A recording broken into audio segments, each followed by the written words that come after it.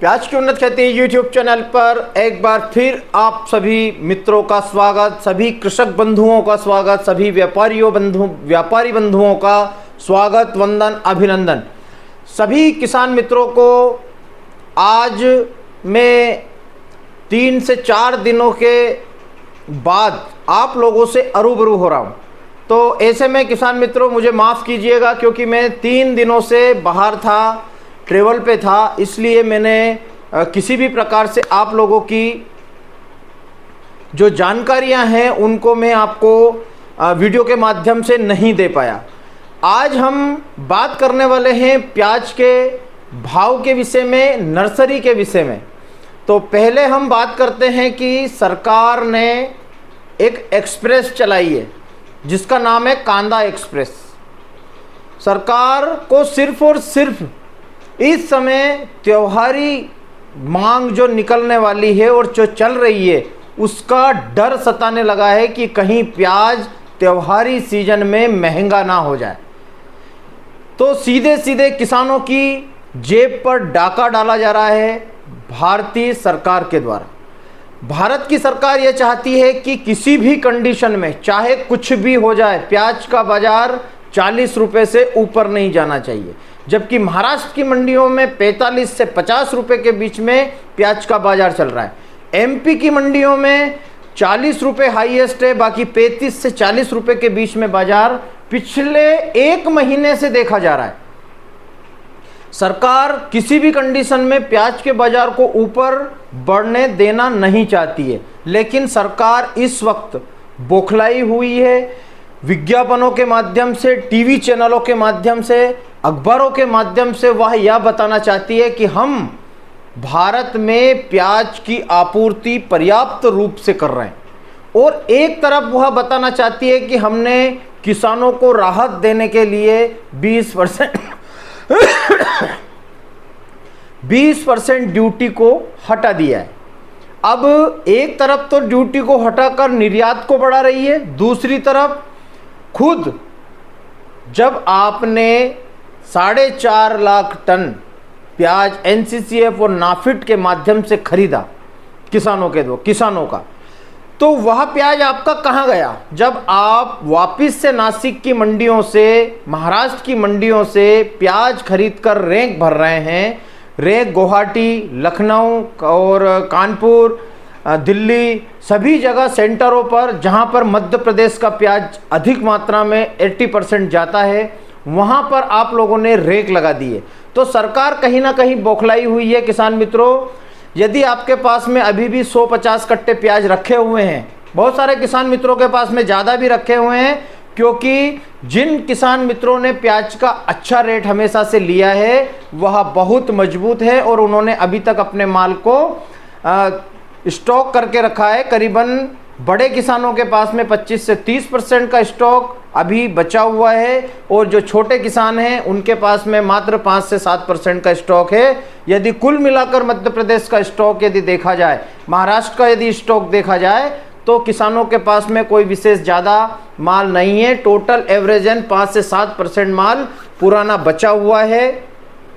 और किसान मित्रों को मैं एक बात और कहना चाहता हूँ कि सरकार ने हमारी जो ऐतिहासिक तेजी की हम जो बात कर रहे थे, बहुत सारे किसान मित्र उससे असंतुष्ट हैं कि आपकी ऐतिहासिक तेजी कब आने वाली है। तो किसान भाइयों, प्याज के बाजार में वापस से कुछ उलटफेर होने वाला है, त्योहारी मांग निकलने वाली है। सरकार की जो करी धरी हुई जो पिछले 15 दिनों से जो चल रहा है, सरकार की मंत्रणा चल रही है। सरकार ने एक टीम को गठित करके सिर्फ प्याज के ऊपर ही उसका फोकस बनाने के लिए कहा गया है। वह टीम अपना कार्य कर रही है, लेकिन मैं आपको विश्वास दिलाता हूं कि एक बार फिर से प्याज के बाजार में तेजी आने वाली है। चाहे 5 रुपए की तेजी आए, चाहे 10 की तेजी आए, चाहे 2 रुपए की तेजी आए, आप लोगों को कहीं ना कहीं प्याज के बाजार में इस हफ्ते में तेजी मिलने वाली है।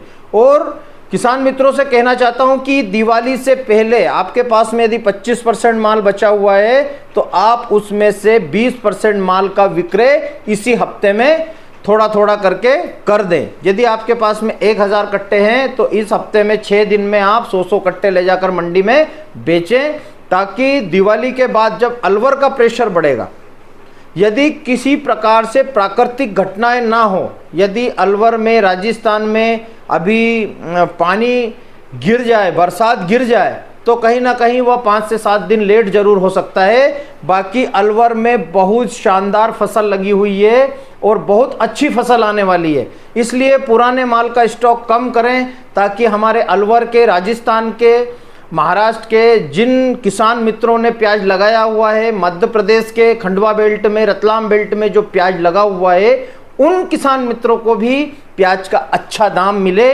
और हम पुराने प्याज में धीरे धीरे हमारा स्टॉक कम करें, ताकि उन किसान मित्रों को भी अच्छा प्याज का बाजार मिल सके। और राजस्थान के किसान मित्रों को और मध्य प्रदेश के खंडवा बेल्ट, बुरहानपुर, उसके बाद में है जो रतलाम बेल्ट, ये जो किसान मित्र नए प्याज लेकर मंडी में आने वाले हैं दीपावली के बाद, तो उनको भी मेरी बहुत बहुत शुभकामना कि आप लोगों को भी 30+ का बाजार मिलता रहेगा और मिलने वाला है।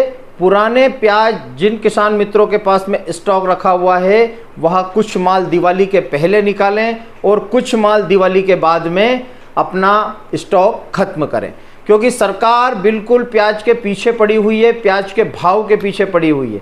एक तरफ तो वह विज्ञापनों के माध्यम से किसानों को यह बताना चाहती है, दुनिया को यह बताना चाहती है कि हमने 20% निर्यात शुल्क जो लगाया हुआ था 40%, उसमें से 20% हमने ख़त्म किया है और हम 7 से 8 देशों को अपने प्याज का निर्यात कर रहे हैं, जिससे किसानों को फ़ायदा होगा, किसानों की आमदनी दुगनी होगी।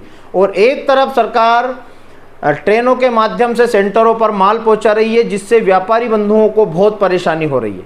तो आप लोग सतर्क रहें। सरकार की कुछ भी नीति समझ में नहीं आती है, हम आकलन लगा सकते हैं और अनुभव कर सकते हैं कि आने वाले समय में किस कारण से प्याज के बाज़ार में हम लोगों को अच्छा उछाल देखने को मिल सकता है। और इस हफ्ते में हम लोगों को ऐसा लग रहा है कि वापस से प्याज का बाज़ार एक बार फिर तेज होगा और तेज़ी के इस माहौल में किसान मित्रों हम लोगों को प्याज निकालना है और 40 से 50 रुपए के बीच में हम लोगों को बाज़ार इस त्योहारी सीजन में दिखने वाला है, दिवाली के पहले दिखने वाला है।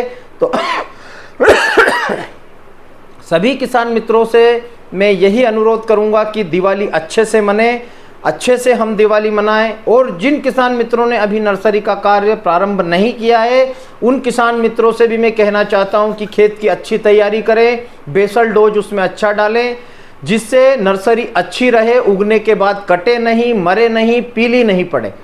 इसके लिए हम पिछले दिनों से मैं बहुत प्रयत्न कर रहा हूं, लेकिन मैं इतने पहले तो कृषि कार्यों में व्यस्त था और 3 से 4 दिनों की मैंने छुट्टी मनाई है, तो मैं भी अभी कृषि कार्यों में बहुत व्यस्त हूं। आप लोग भी कृषि कार्य में व्यस्त हैं, अपनी नर्सरी की अच्छी देखभाल करें, क्योंकि बहुत सारी जगहों पर बारिश का पानी गिरने से नर्सरियां खराब हो रही है।